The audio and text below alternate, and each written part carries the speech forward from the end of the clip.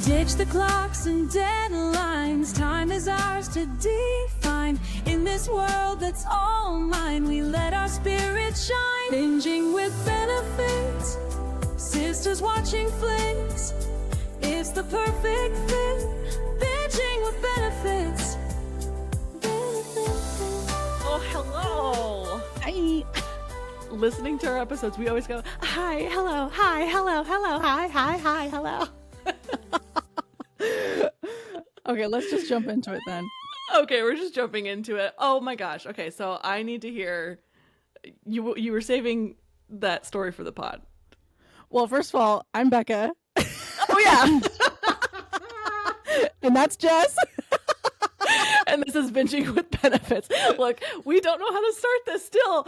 And we say this every episode. We're like very consciously trying not to start this episode by saying, hi, hello, oh, hi. And then we just can't do it, apparently. Oh, man. But this is Binging with Benefits. So now, how are you? I am good. So I'm on a medication that makes me super nauseous sometimes. Yes. And it has been a great deal of fun. Oh, we hit that part, huh? Yep. So took the med Tuesday night. Wednesday, any thought of food was making me gag. Yeah. That quickly. Yeah. It was really, really bad. And like, it was to the point where I was like, I'm just going to make a protein smoothie and just chug. Cause I got to eat something. Get something in the system. Yeah. Yeah. Like I can't not eat on this med either. So anyway, yeah, terrible. We're getting our protein in, and that's important. Yeah. Thursday, again, super, super, super nauseous. Like, again, gagging, just can't. Anyway, Friday, same thing, just really bad. Anyway, so yeah, I got home from work on Friday. We were gonna go to a Christmas parade, by the beach, and I was like really looking forward to it. But then I was like, my whole body just hurts. Like, oh, your body started hurting. Yeah, interesting. Yeah. Just from hunger, or because I was just so malnourished all week. Yeah, that like. I was like, okay, I need to eat protein. I need to eat fiber. Like, I'm trying to get in all those things. But then also it was just like, my body's like, we're done. Yeah. The energy is down. Anyway, so it's been a really fun week. Dang. Did all of you guys not end up going, or did Mom and Pop end up going? No, they didn't go either because Pop had to work, so. Oh, okay. Yeah. Dang, that sucks. Yeah, like the protein shakes for sure. Like when I felt that, like doing the protein shakes, sometimes it was like a piece of bread if it was really, really bad and it was just enough to get something in my system. I'm wondering about those like meal replacement shakes. Might be something good because I think it makes sure that you get your like nutrients and stuff and not just the protein. But that's actually a really good point. I should look into that. Because it might be a good idea just to keep some on hand. No, seriously, because I don't know about anybody else, but I just, on a normal basis, food is such a chore to me. It is such a chore sometimes. I know. I'm getting that way too. I hate that because I go through cycles where it's like, oh, okay, no, I'm really excited to make lunch. I'm going to do this, I'm going to do a warm lunch and do, rice and veggies and whatever, and then there's some days where I'm just like, I'm going to scarf down this protein bar and hopefully my stomach will stop hurting. Literally. That is me most days lately. Like it's really okay, for not to take away from your thing or whatever. So last night I was like, I'm going to do like a treat myself night. Like I'm, it's the first Saturday where I have nothing happening. I get to be in my home all day, like, whatever. And I was like, I'm going to do a treat myself night. I'm going to order in, which honestly, Becca, like figuring out how to cook for myself and myself only is really, really hard. Like I didn't anticipate this. I'm kind of like, I love cooking, but I'm also like, what's the point of cooking this whole meal with all this stuff?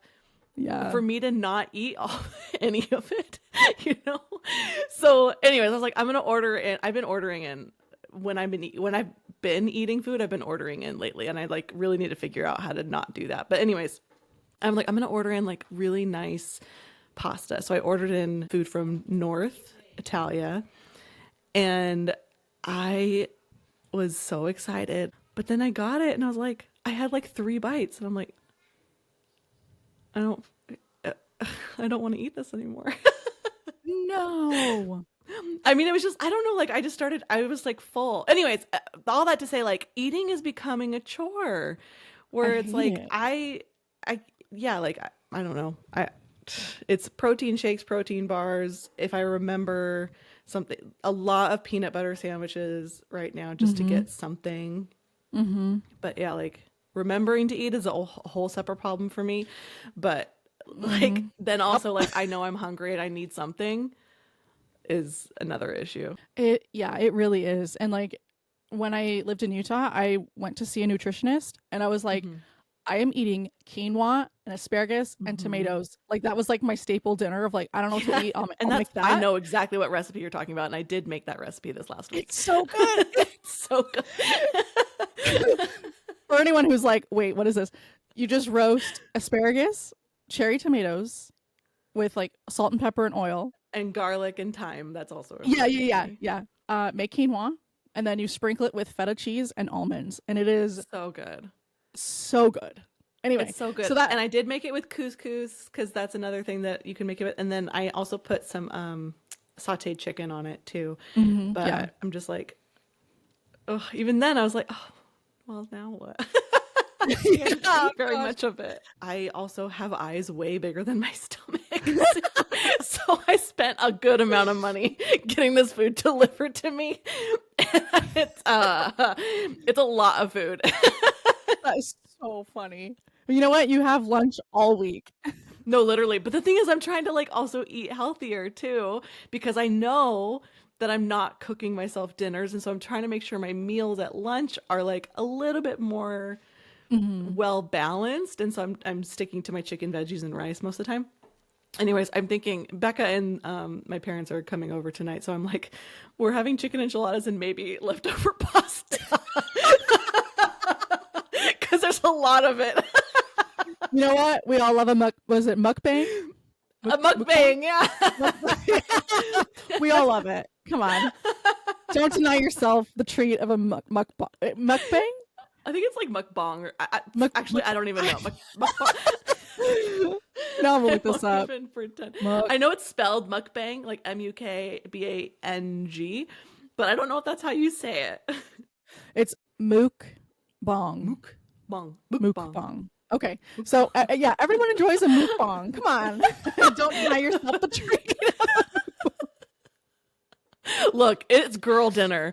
That's a lot of what I'm eating right now is girl dinner. Like like I have my mixed nuts, which also, can we talk about the fact that since living with you guys, I now keep my nuts in the fridge because I really, really like cold nuts.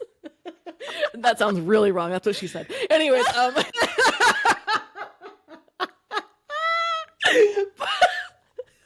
That's so funny. But anyways, and so like a girl dinner sometimes is like a handful of like cold mixed nuts. Yeah. Maybe some cereal. It's been like carrots and I bought some of that like jalapeno artichoke dip and like Triscuits. It's just like nonsense things a lot of the time because I'm like, I don't want to cook a whole meal. I keep thinking I need to sign up for like Factor or something, but then I think about microwaving those things. I'm like, oh, I don't want, like, that makes my stomach turn. Yeah. Well, and then it's funny because my brain goes, well, if they can just make it and put it in containers, then I can do that. And then I'm like, exactly. But I don't want to. I know. I don't want to and I won't, but I also can't bring myself to pay for that either. I know. But the thing is, the difference is like, if I make it and put in containers, then I've got 5 containers of the same meal. But if they make it and put in containers, I've got 5 different containers of 5 different meals. Yeah, exactly. No, that's what's hard. Yeah. I don't know. I keep thinking about like, the goal was like, oh, I'll sign up for HelloFresh again. And then, you know, I can do, it's 2 servings. One is for dinner. One is for lunch the next day. And like that would work. But then it's also like, I don't know. It's hard on the days that I go into the office because then I come back home and I'm like, I Yeah. really just want to put my PJs on, and it's dark outside, and I'm comfy cozy, Yeah. and I've designed my home to be comfy cozy. And the second I get in, I'm like, yeah, I'm sitting on the couch. That's it. Yeah, no. Yeah, no big lights, and No big we're not- lights. No, I know. I feel like anytime I have somebody over, I'm like, look, do not touch that light switch. That big light does not go on. It seems like a dark, warm cave in here. I promise I'm not super depressed. I just really value comfy cozy. You know what? Yeah, we can't underestimate the power of a lamp, Yep. especially when it's like, I feel like lamps. Let's talk about this. I love lamp. I love lamp. I love lamp. So, but it's funny because like when you think about a lamp, in my head it goes to like crochet and like, you know, like grandma. Oh, yeah. You know what I mean? got it. Like that's what I'm picturing when I think of a lamp on a table. Yeah. And now I feel like our generation is reclaiming that and being like, Yes. no, we're gonna make it cute. Like, I mean, it was cute. It was cute. I'm not The saying girly it's not. pops have taken back a lamp on a table. Yes. Yeah. And I we love it. know. I'm so here And for we it. love it. I know. I have a lamp on my desk, and I like thought about getting rid of it because I'm like, oh, it looks very 90s-esque by itself, and it was just like something I had from previous life, and I like how I call it previous life too. I was thinking about that the other day. Anyways, that's something I had from previous life, and I was like, I just need something in this room that I don't have to turn the big light on in my office. And I'm like, actually, no, I really like it. Like, because I thought, oh, it's gonna look like a grandma, like whatever. No, I'm into it. I'm totally into it. What lamp is it? I'm trying to think. I had two of them, and then in the trying to be super fair and unnecessarily fair, I only took one. But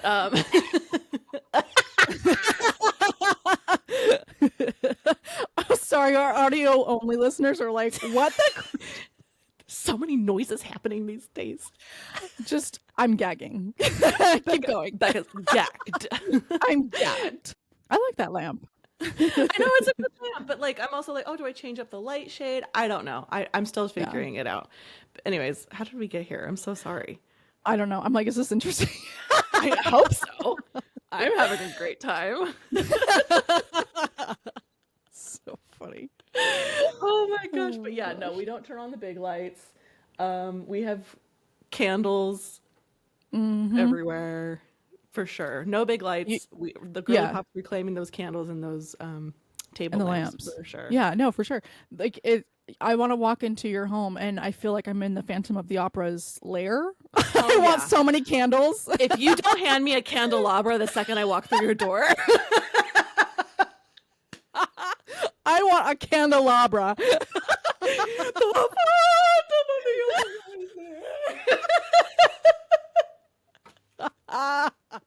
If I'm not greeted with a candelabra, keep your hands at the level of your eyes. Okay, here's another ADHD whirlpool we're going down.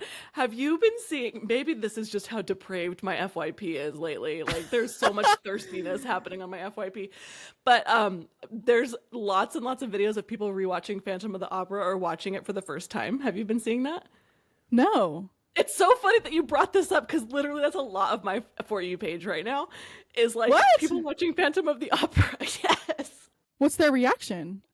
Well, like people watching it for the first time, they're like, "Okay, Daddy," like, you know, so like, they're like, he just wants to be loved, and they're making fun of Raoul, and then they're making fun of Christine, the opera that the Phantom writes, and they're like, "Okay, Yeah, oh, yeah. past the point of no return for sure." But it's stuff like that. It's all over my For You page. But people singing the songs. And last night I just saw one where someone was like, literally was like different point. I'll just try to find it. I think I liked it. I'll look in my like history and send it to you. Okay. But like one of them was like, you know, at the very end where Christine is down there with, is his name Raoul? Yeah. Yeah. Okay, whatever. He's down there. He's chained to the like, The gate thing. Gate. There we go. I was like, She's just pumping her hands in the air for Numa, yeah. Look, it's been too long since we've talked to each other. This is especially unhinged. Wait, have you seen? I remember that. That was like early 2000s. What's that? Yeah. We sing more of that really fast. Numa, numa, yay. Numa, numa, numa, yay.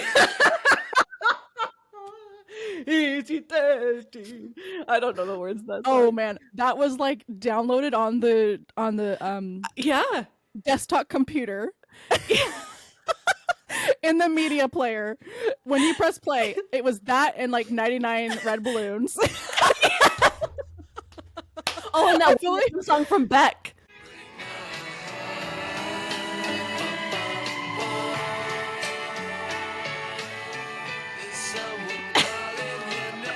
Anyways, I can see that in my head with the laser thing. That's yes.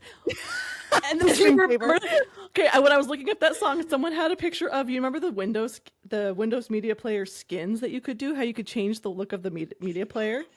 Yes. Oh my gosh, the heart player. But the one that I saw right now that was like, oh, this is the one. Oh my gosh. Yeah. That unlocked a memory. Yeah. Yeah. Windows PC 98 was like, you want to see what it's like to be really high at 9 years old? They're like, look, we know what all of you guys are doing. We know you're high all the time. This is the 90s. we're gonna just give it to you for free. Exactly. How did we get here? Oh, Raul with the chains at the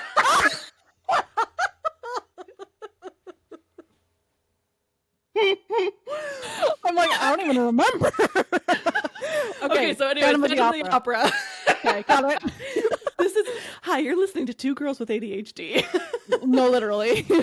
So he's chained up to the like gate thing, and there's Christine, and there's the Phantom, and the Phantom has his mask off, you know, whatever. And there's the part of the song where Raul's like, Christine's like, fine, I'll stay with you, I'll love you forever as long as you let him go. And there's a song where he's like chained to the thing, he's like, don't throw your life away for my sake.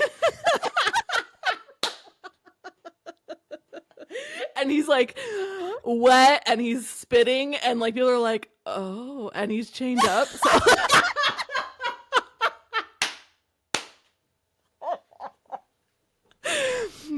there's something wrong with my For You page.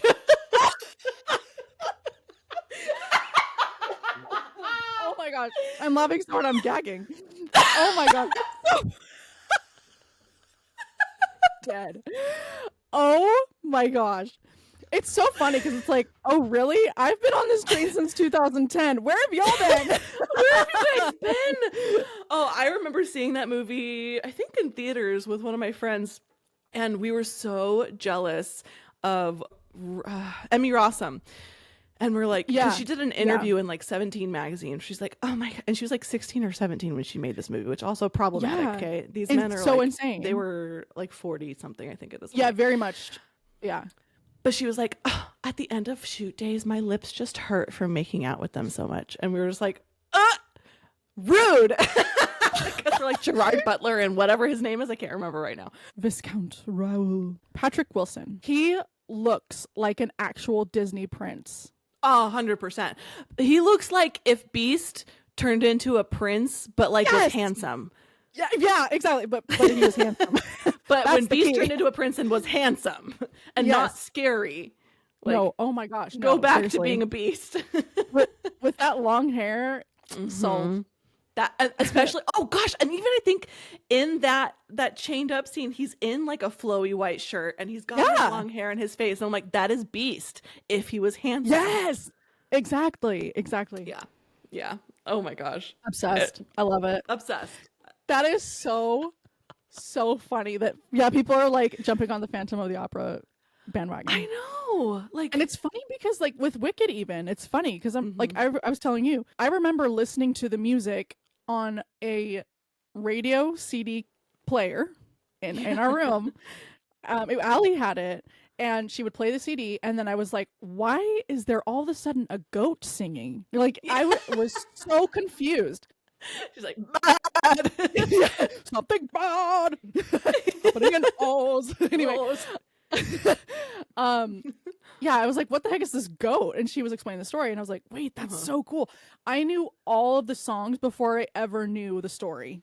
That's so funny. I was like, I had to be like 8 to 10 years old. Like, I was young. Oh my gosh, yeah, because it came out. Right?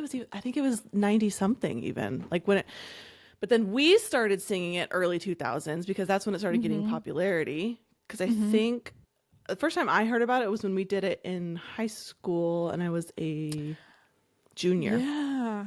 Okay, so I think it was like you were 2004. Allie would have been freshman. Yeah, because our Broadway show was the first. Allie was a freshman. You were 7th grade. Yeah, so like what, 11, 12? Yeah. But yeah, I'm like y'all are so late. Like we've been obsessed with this for years. 2000 and late. Hello. I know. How embarrassing for you. How embarrassing for you. You're catching the trend 20 years late. How embarrassing. Oh my God. How Look at you be so embarrassed. Look at them, Becca. They're so embarrassed. It's so funny. I was just thinking the other day, I'm like, if I was a Real Housewife, my tagline would be either look at you be so embarrassed or it would be I'm gonna sue. I'm gonna sue Becca. Sue. Literally any inconvenience, I'm like, I'm gonna sue. I'm gonna sue. That's it. I'm suing. I'm gonna sue. Oh my God, look at you. You're so embarrassed. I'm gonna sue. Yeah, you're so embarrassed. I'm gonna sue you so bad.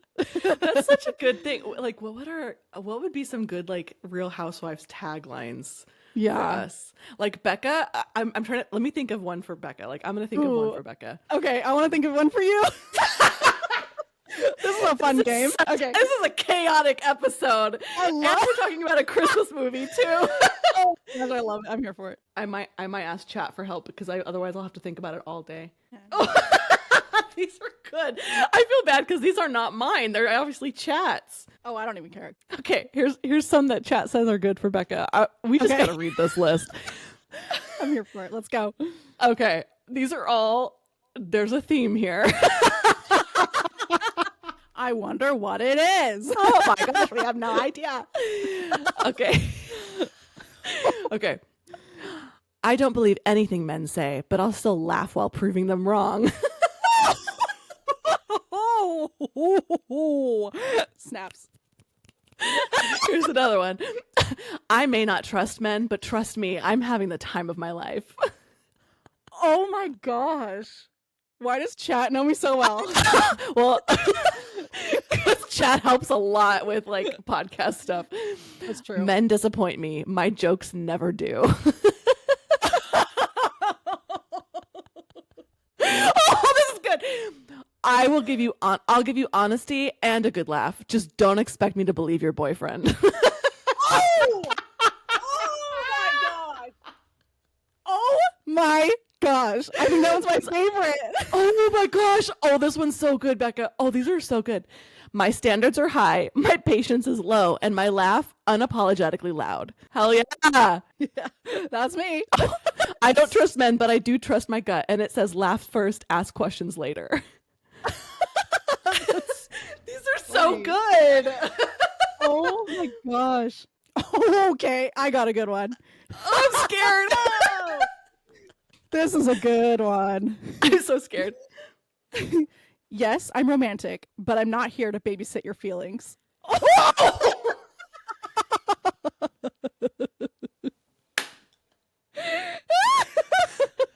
Very visceral reaction to that. That's awesome. That's good. I give butterflies and occasionally heartburn.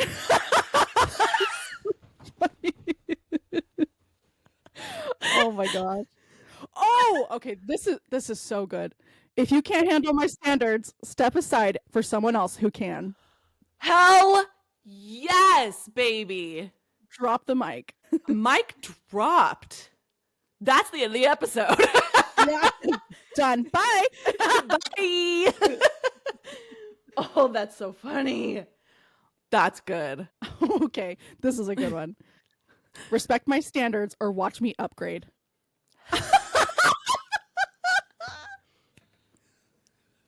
So good. I want it. I got it. I see it. I like it. I want it. I got it. Respect my standards or watch me upgrade. Boom. Boom. Boom. Boom.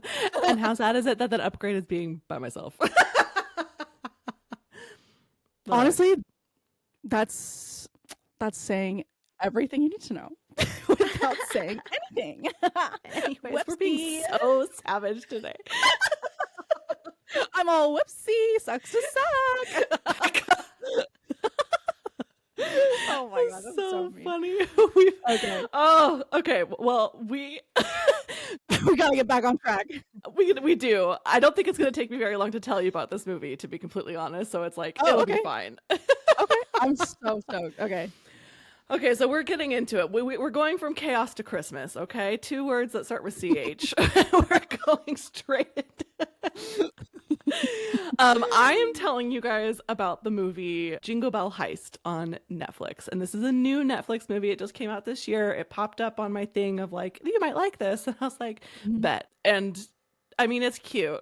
Spoiler, it's cute. But also like, it feels like Ocean's 8, but like a Hallmark movie and also set in TJ Maxx.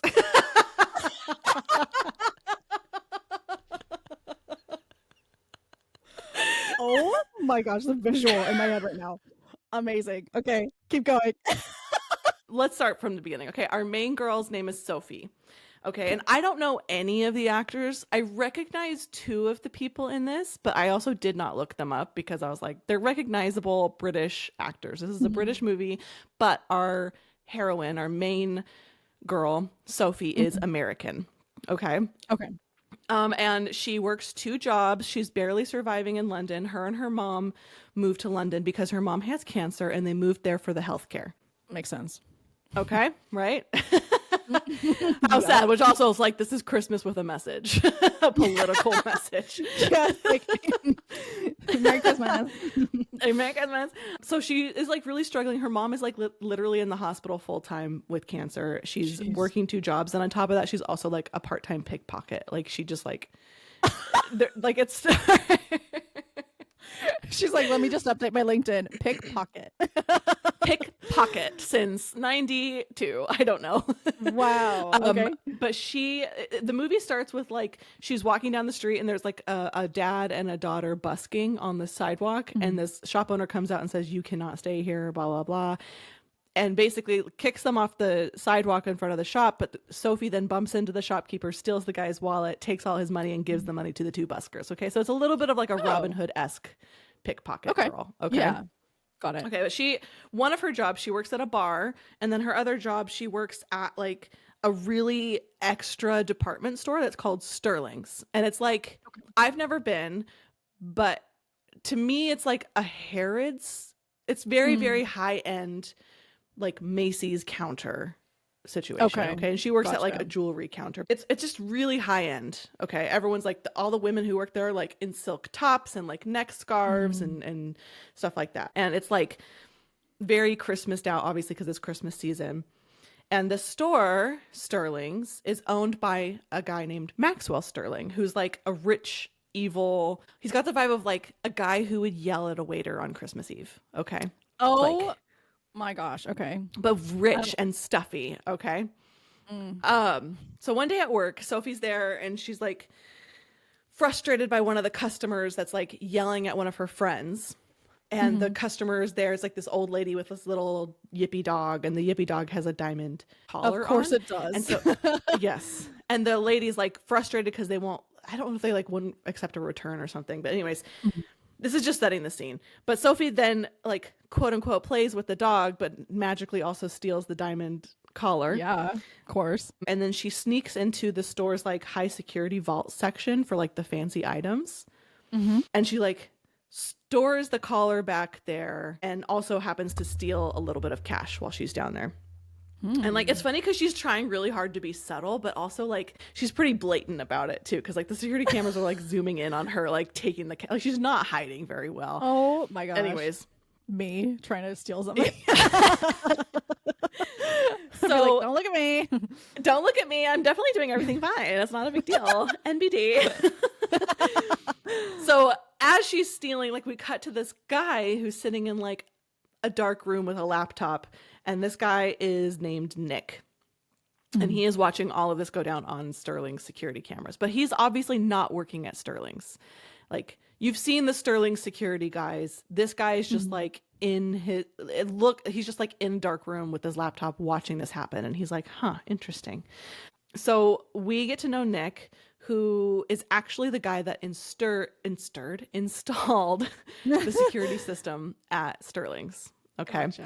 And then he actually got caught stealing from the store and fired, and he actually went to prison. Okay, so he did 2 years in prison, and this is now him after prison, and he's like trying to pick himself back up after prison, because he had a wife and has a daughter, and just like trying to stay close to the daughter, and he's like couch surfing. Anyways, but he still has access to the security camera system, and he sees Sophie stealing on camera, and he's like, sweet, like a morally flexible person that works at this company, right?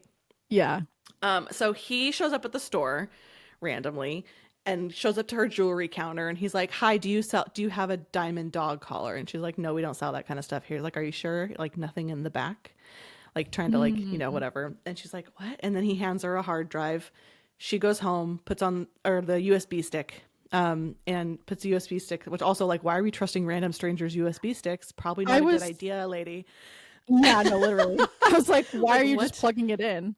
Hello. Anyway, so she plugs it in. It is the security footage of her stealing from the store, and she's like, crap. And then it's like, he basically blackmails her and like meet me at this place, blah blah blah. And he's like, hey, help me rob the store vault, or I'm gonna send this footage to your boss. And she's like, gosh, like, I kind of don't care, but also like whatever.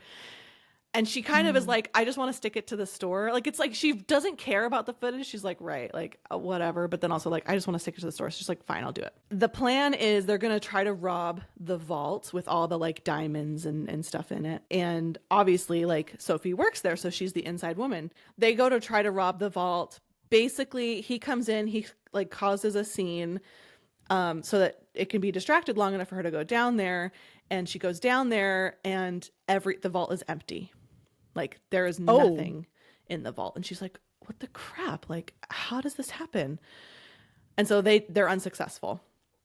And so they're meeting up at her second job later that night. And she's like, I just don't get it. Like, how could this happen? Like, where did all the jewels go? He's like, I don't know. Like, I don't know how this works. Cause like all the hard drives were wiped. Like, everything was wiped, blah, blah, blah. So they like, okay, it's just not going to happen. One of her friends, who's a security guard, gets framed for it because it's obvious he didn't do it, but he gets framed for it. And Sophie's like, this feels wildly familiar because Nick went to prison for stealing from Sterling's, and I hear he's like, she did a bunch of research on him, and there was like all this stuff that he did to like steal the first time. She's like, this sounds like him. So she goes to him and she's like, how could you cut me out? Like, you set me up. Were you going to take me for the fall? You cut me out. And he's like, I didn't do this. I swear I didn't do this. Like, there's no way I did this. Anyways, basically they like kind of like, okay, sure. Like, cause in the middle of this conversation, his ex-wife shows up with his daughter for his like scheduled visit. And she overhears the conversation. She's like, oh my gosh, he's up to his same crap. I'm not letting him see my daughter, da da da da. So Sophie feels bad for him. She's like, fine, like, I believe you. Like, sure, you didn't do it. It's just like weird. It's like, oh, he doesn't want to mess up his life, but also like how I met him is because he blackmailed me. Yeah. She overhears a coworker talk about this because then the police come and they start investigating and they're like, all this stuff. And she overhears a coworker say like, oh, Sterling has a secret vault up in his office. He doesn't let anyone into his office, but he's got a secret vault up there with like 500,000 pounds worth of stuff. Ooh. And so she goes back to Nick and she's like, hey, I hear there's a secret vault. Let's go do that. So they do another little scheme.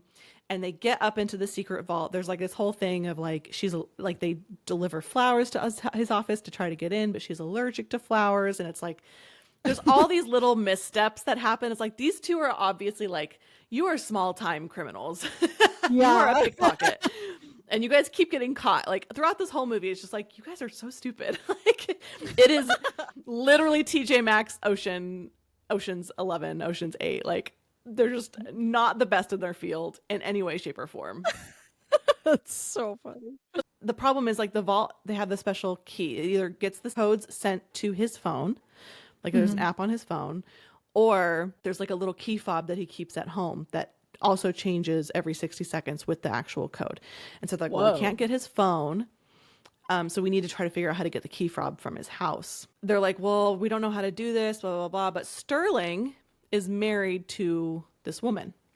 And they go to this like Christmas gala every year, supposedly to like quote unquote help the less fortunate. Obviously, it's not. Yeah. It's all performative. It's all performative. Exactly. And so Nick is like, hey, I'm going to buy tickets to this gala and we're going to go and I'm going to try to get the wife to take me home.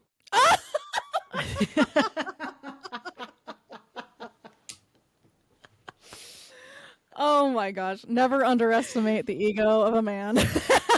That's so funny. And here's the funny thing is like, he has massive ego, but he has zero game. Like, it's so bad. Like, they have these earpieces that they have in, and she's like, she's also at the gala. She's listening to him trying to hit on the wife, and she's like, that is your best line? Like, he's literally like a 7th grader talking to a supermodel for the first time. Like, so you like carrots or stuff like that. Like, that's not what he said, but like stupid little things like that. He's like, oh, martini. Oh, and then she like walks away. She's like, what? This guy has no idea what he's doing. It gets to this point where Maxwell Sterling comes up to Sophie at the party and is trying to hit on her, obviously. He has no idea that she works for him in the department store. And the wife sees this happen and she's standing with Nick and she's like, oh my gosh, like my husband's he's not even like coy about it. Like everyone knows that he screws around. And then Nick basically, he says something like, I'm trying to remember exactly how. I don't remember exactly what he said to get her to, but she basically was like, okay, fine. Come back to my house. We'll go to my house. So they go, I know. That was easy. No, I need you to like picture these people. Hold on. The wife is played by Lucy Punch. She's in Ella Enchanted. Oh, okay. Yes. Yes. Lucy Punch. Okay. Yeah. And Maxwell Sterling. Oh, I'm not even going to try to say it. Peter Serafinowicz. I love him. Yes. Okay. He's the actor from the $1 Million Secret. Yeah. He's the host. Yes, he's the host. Okay. Yeah. I was like, he looks so familiar, but why? It's because he's the host for $1 Million Secret. They go to the house. He still has zero game. He goes to the bathroom to call Sophie. He's talking super loud on the phone about like, this is it. I can't sleep with her. Blah blah blah. Like I need the blah blah blah. And she's like, Sophie's like, what the crap is wrong with you? People do this all the time. Like, and she's hot. Just do it and be done with it and like get the fob, whatever. So she hears him freaking out. She like calls up to the penthouse to be like, basically they both end up in the penthouse with the wife because Sophie goes to the front desk. She's like, oh, Mrs. Sterling's unscheduled massage therapist is here for her 10 p.m. appointment, you know? And so the lady is on the phone. She's like, oh, my unscheduled therapist is here for my 10 p.m. appointment. Send her up. And she's like, look, I'm not stupid. I know you guys. Nick, you're the guy my husband framed for this thing. Yeah. Oh, because we find out also that like he didn't actually commit the robbery. He was framed for the robbery before. And he tells Sophie this because she's like, how are you like messing this up so much? And he's like, I don't know what I'm doing. I've never actually done a crime. Yeah. I didn't get paid for my security work. And he's pissed. Like he framed me for this and whatever. Maxwell Sterling framed me. So he just wants to get back at him. So the lady's like, oh, you're the guy that my husband framed. And you're the girl who was watching us all night at the party. And also, I could hear you talking through his earpiece because I heard a very loud American accent. Oh my God. They're just so bad at this, Becca. They're so bad at it. So the wife's like, look, I'll give you the key fob, but you're cutting me in. Yeah, she's like, I hate my husband. I hate my husband. God. I want to leave. It's really impossible to leave a powerful rich man, but also I want to leave before all the money's gone because we don't have a lot of money. Like it's all performative. He has quote unquote stolen the things from his vault both times when Nick did it and when this last time the security guard supposedly did it, and he hides them in this warehouse. Basically, like he waits until the heat dies down, then he sells it on the black market, and he gets that money. And then he also gets the insurance money for the robberies. Got it. Okay, so now we're at the like actual heist, because we've had multiple attempted heists at this point, right? So it's Christmas Eve. And Sophie's obviously still working at the store. They basically sneak in to Maxwell Sterling's office after hours. Mm-hmm. And they use the key fob. They put in the code, and the door is open in his like secret bookcase in the office. Except the movie then goes like, okay, plot twist. Guess what? There's a second secret door in this safe. Okay. Oh. Earlier in the movie, Sophie talks about like they have like, you know, Sophie and Nick have these like heartfelt moments, and Sophie talks about the fact that like she's never actually met her dad. Her mom brought her to meet her dad when she was 4 years old, and the dad like flipped out and was like, that's not my daughter, like called security and all this stuff, whatever. Jeez. So that being said, you know exactly where this is going. The second door to the safe is like a DNA finger prick thing to get into the safe. And so Nick is freaking out. He's like, oh my God, like, I can't believe this. What am I supposed to do? Like, we can't get in. And so Sophie just casually walks up and like puts her finger on the finger prick thing. And he's like, what are you doing? Like, that's going to call the police. And she's like, so here's the thing. Maxwell Sterling is my dad. Her mom worked at the department store. They had one of his like notorious affairs, and she got pregnant. Maxwell Sterling basically like made her sign a bunch of stuff in order to keep her job, and like paid her a little bit of money to basically have nothing to do with the daughter and to go away and all of that. So then when she showed up at the Sterling headquarters to introduce daughter to dad, then he got, you know, her thrown up. But obviously he doesn't know Sophie. He doesn't know Sophie as his daughter, because that was when she was 4. He refused to see her. And now she just works at the department store. Obviously the safe opens for them because of course she is in fact Maxwell Sterling's daughter. Shocker. Right? Did she know the whole time, like her entire life? She knew the whole time. Oh, yeah. Okay. She knows the whole time that Maxwell, because she remembers going to Sterling offices, and it kind of flashes back to that moment of like, she's at the Sterling offices. You hear Maxwell Sterling yelling, that's not my daughter, get out, blah, blah, blah, blah, blah. Oh my gosh. So they go to the vault, they grab the goods, and like right when you think like, oh my gosh, like for once a plan is actually going to work in this movie, they get caught. Okay, one of the store security guards, but he shows up and he catches them in the act. Essentially, they're separate at this point. Like Nick is off running. Sophie was trying to distract to let Nick go away because she's like, I'll go to prison, like whatever, like you need to be with your daughter, I have nothing else to live for, like my mom's gonna like it's so dumb. And so she tells the security guard, she's like, Maxwell Sterling is the one who's been behind all of this, like he's doing the insurance stuff, blah blah blah blah. And so the security guard's like, screw it, like this is above my pay grade, I don't care. And so he just like lets her go. Okay. And he's like, Mary, like, you know, he's like, that's Christmas Eve, whatever, I don't care, like he's like, slip me a 20 and I never saw anything. Yeah, exactly. So anyways, they let them go, and we now cut to the police showing up with Maxwell Sterling to the vault. Okay. And they open because the vault's now closed up and everything. And Maxwell Sterling opens up the vault. Everything is still there. And the jewels that were supposedly stolen in this last heist were also there. The police open the vault and they see all these jewels that he supposedly reported stolen, but they're just magically in his secret vault. Funny how that works. Funny how that happens. And they're like, you're like, what the heck is going on?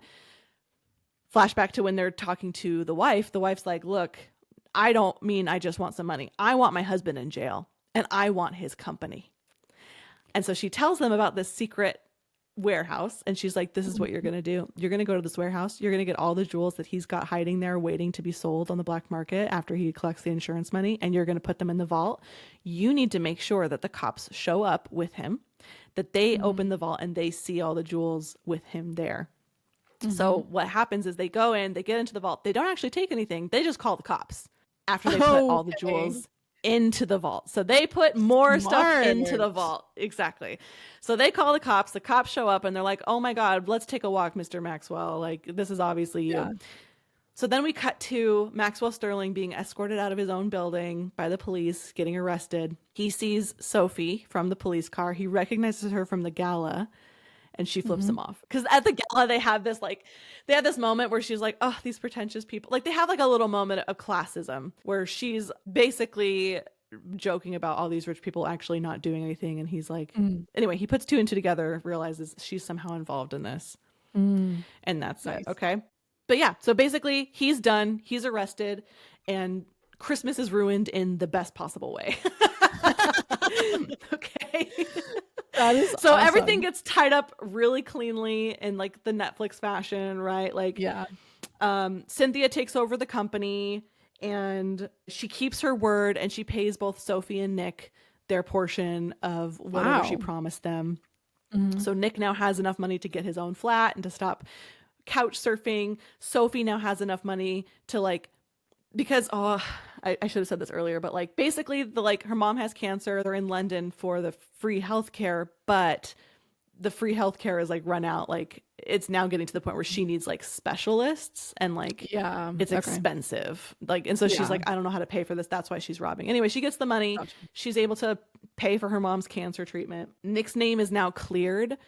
And his like record is it expunged? I don't know. Like basically his name is cleared. His record is cleared because now it comes out like, oh, Maxwell Sterling actually like framed both of these past robberies and all of that. So he gets his name cleared. He gets to be with his daughter. And then there's like the obligatory romantic wrap up, right? Like there's like lots of moments of tension between Sophie and Nick throughout this whole thing. There's a moment where they're both dressed in Santa suits and they're making out at a like Santa themed holiday party. Like it's oh my gosh. Beards and all.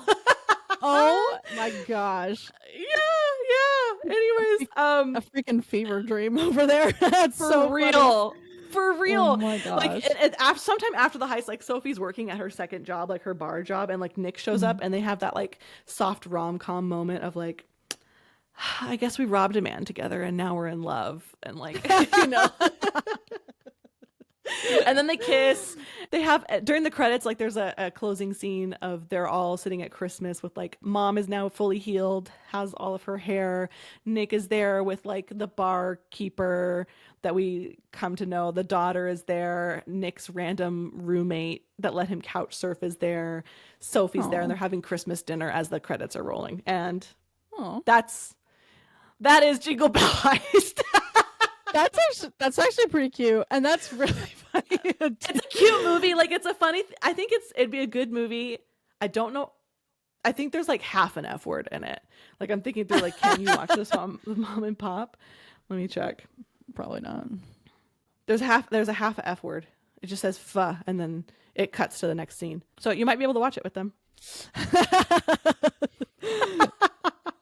Anyways, that's Jingle Bell Heist. Recommend for a light movie night. Don't overly invest in everything that's happening because it's very much. It's so funny because there's a moment where I was watching this last night. I'm like, this is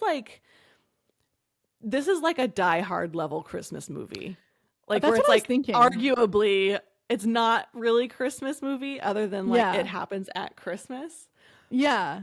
And they actually are very self-aware during it, and they make a comment about it. Like there's two security guards that are making comments about Christmas movies that aren't actually Christmas movies. And so it was like, my gosh, it actually was pretty clever. And it like literally happened at the moment that I was thinking it in my head. I'm like, this is like a Die Hard level Christmas movie. And then they're like, Dark Knight is a Christmas movie. No, it's not. Why is it a Christmas? Because it happens at Christmas. They're like, lots of movies happen at Christmas. That doesn't mean it's a Christmas movie. And I was like, that's hilarious. That's good. I love that when they can like make fun of themselves, like call themselves out. Yes, I love that. Exactly. That's so funny. I love that. So that's Jingle Bell Heist. Oh, well, that sounds fun. It sounds like a fun watch where it's like I could also be scrolling Instagram or something at the same time. We could watch it tonight if you guys wanted while you're here. Let's watch it. Oh, let's do it. Okay, yeah, that sounds fun. That's so funny. I love that. That's super cute, actually. Yes. I like that it turned. I like that it turned from like let's rob this guy because I need money, and then it turned into no, let's just get this like guy out of here. He's horrible. Everyone wants him gone, so let's just shoo, including his wife. Yeah. So funny. Oh my gosh, that sounds super cute. I love that. Thanks for telling me about Anyways, that. I love it. Yeah, of course. Are you ready for a benefit? Mm-hmm. Today's benefit, it's not monumental, but it's something that I really have enjoyed all year. Okay. And it is a vision board. Yep. I love it. You know what's so funny is like, wasn't this one of the first things we talked about on the podcast? Yes, actually, yeah, because I think we were recording right around the new year. Where we made our vision boards, and this is like such a cute little. Oh, I love this. Okay, keep going. Yeah. So, because I was like thinking today, I'm like, what should I do for the benefit? And then I was like, what's something that's made my life easier? And I was like visioning my room, and I was like looking at around at my walls. I have a vision board. The way I do vision boards is very different. Yeah. I go to Pinterest and I find really pretty aesthetic photos. Okay. I'm not just doing like, oh, I found this in I want this car, I'm going to cut it up and glue it on a poster. Yes. You know, like I am doing it very aesthetic. So it's like really fun to look at. And like it's full of like quotes. I read them and I'm like, I need to remember. I love that. There's one that I have used multiple times throughout the year, and it's hang in there. It is astonishing how quickly good things can happen. Oh, I know. So anytime I'm like, you know what? This really, really sucks. And then I read that and I'm just like, okay, nope. You know what? It's astonishing how quickly things can change into something really good. It is astonishing. I love that word. What I like to do is I went to the thrift store and I got a frame. And it doesn't matter what's in the frame. You just need to like the frame. You just like the frame. I have a framed vision board and then I sprinkle some glitter on it. Not glitter, like little stars. I mean, it is. Yeah, they're like, it's kind of glitter. Like they're like confetti, small glitter stars. Yeah. I don't know. And it just like adds. Yeah, it just adds to the magic of it. Anyway, I'm obsessed with it. And I do it every single year. This is now my 3rd or 4th year doing this. And then when I'm done, I put it in my journal. And it is so fun to go back to like 2003 or not 2003, 2020. I'm like, let's do this forever. It's so fun to go back to 2023 and be like, oh my gosh, I remember looking at that all year and what I was going through and what I was feeling and like, you know, what I was working through. Anyway, it was just, I love it. So anyway, go to thrift store, get a frame, and then just glue a bunch of things on a construction paper or whatever, put it in the frame, and then sprinkle some fairy dust on there, and then frame it, and then you can have it all year long. It's so good. That's such a good, especially for this time of year. Like this is when we're starting to think about what we want to happen in our next coming year. And Becca is very good at this. I adopted Becca's glitter technique for my vision board for 2025. So I also have a frame that has random like glitter stuff in it as well. And now you're reminding me, like, I still am trying to figure out where I'm going to hang mine because I still have mine, obviously. But I'm trying to figure out where to hang it. So it's like not super front and center for when people come over all the time. Yeah, you're like, oh, like, okay. I know there's not really like a private space. Like I put it in my bedroom. Like I guess I'll put it on one of my bedroom walls. Like, but then I'm like, where do I put it in my? I don't know. Anyways, I need to hang mine up. But that's funny that you think about those quotes because I also think about some of the quotes from my vision board, and it's almost becomes like a mantra or affirmation. Like when you said like you're having a bad time, and then like no, hold on or hang on. It's astonishing how quickly things can change or things become good. I think about that too with, there's some quotes on mine. I also do kind of similar things. I don't necessarily cut out like specific things I want. I cut out things that are like the vibe. But this kind of, I wonder if have you ever done body mapping or what is it? Like where you go and it's almost like astrology and you you put in your birth date and time. So it is kind of like astrology and birth chart, but they talk about like your body mapping. Anyways, it talks about like what kind of a manifester you are. And I'm wondering if you're the same kind of manifester because you tend to gravitate towards the like aesthetic of it all.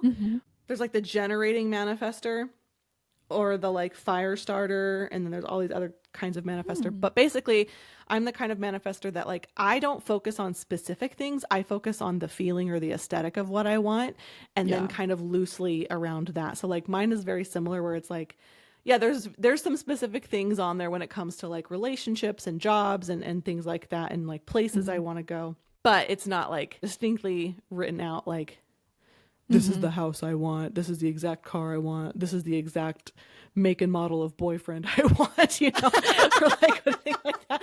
Like there are some things on there I'm like, full sleeve tattoos? Hell yeah, that's what I want. But anyways, Make and model of boyfriend. Sorry, I can't get over that. It's so funny. I'm sorry, it was so stupid. That was good.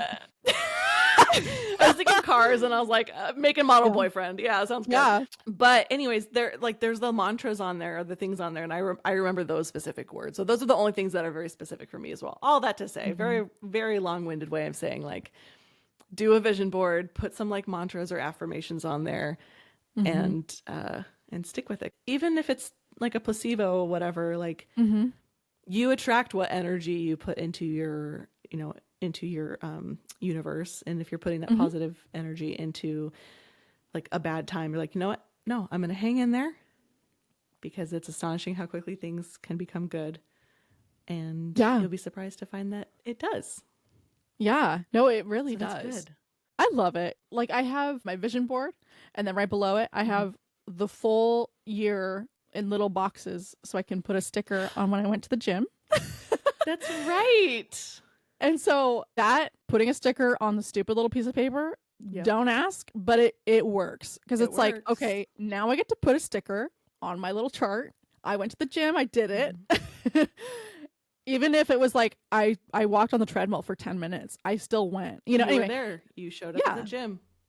Yeah. And like now it's fun to look at it, and it's pretty full. It's really nice to be like, I did that. Like I accomplished that. Like I cannot believe I have a very visual of like this small habit. I was like, I'm going to change this year. And I have a visual representation of that in my room that I see every day.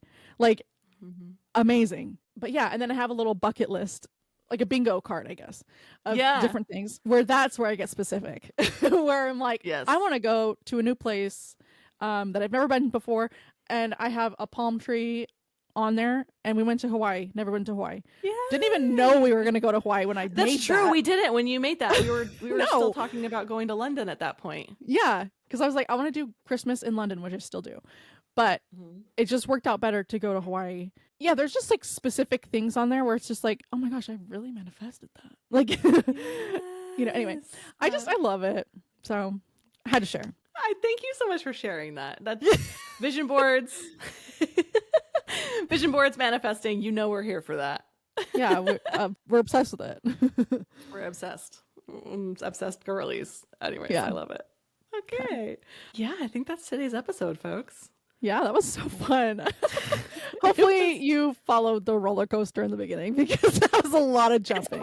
You know what's so funny is like we always start the episodes with things like hi, hello, hello, hello. But also like we say this like this is like take a shot when we say this is the roller coaster of an episode. No, Welcome seriously. to the chaos. Like literally that's exactly every single episode we say it, because it is that way every single episode. It really is. Yeah. Our brains bounce around, baby. Yeah, like you said, ADHD. Sorry. Welcome to Binging with Benefits, where we have ADHD and we'll yap at you a lot. That's our new tagline. Done. Every episode we come up with new taglines. Literally. Oh my gosh. It's like I'm watching Parks and Rec again for the 100th time. Andy, his band, Mouse Rats. Can you Imagine if we change the podcast title every episode. He changes the band name so often that it's like a long list of things, and then Anne finally points out, like how are you gonna have followers of your band if they literally don't know the name of your band? Anyway, yeah, so funny. Anyway. That's literally us. Yeah, we're mouse rat of the podcast episodes. Yes. Oh anyway. Gosh. Well, we are binging with benefits. We just have ADHD, and you can find us on all the socials that matter at Binging with Benefits. Make sure you comment, like, review, share, rate, subscribe. What other words come to social media? Just do the thing for us on social media. Send us messages. We like that. We like that. and it's really fun, honestly. You think we have fun here? We have fun on TikTok and Instagram. We post some really unhinged things. So go check us out on there. Just like Here's the thing. Becca is rocking our social media right now, and it's so funny because it's like I'll go on, I'm like, oh, Becca posted something, and it's like it's a cute video of her thrift shopping with mom. It's so funny. Yeah. I love it. It's just like the little things. It's just fun. We're just having fun. We're just two girly pops on the internet having fun. Yeah, that's it. We love it. And then so good. Oh gosh. Okay, folks. Well, we love you so much. Love so ya. happy to have you here. Love ya. Bye. Bye. Ditch the clocks and deadlines. Time is ours to define. In this world that's all mine, we let our spirit shine. Binging with benefits. Sisters watching flicks. It's the perfect fit.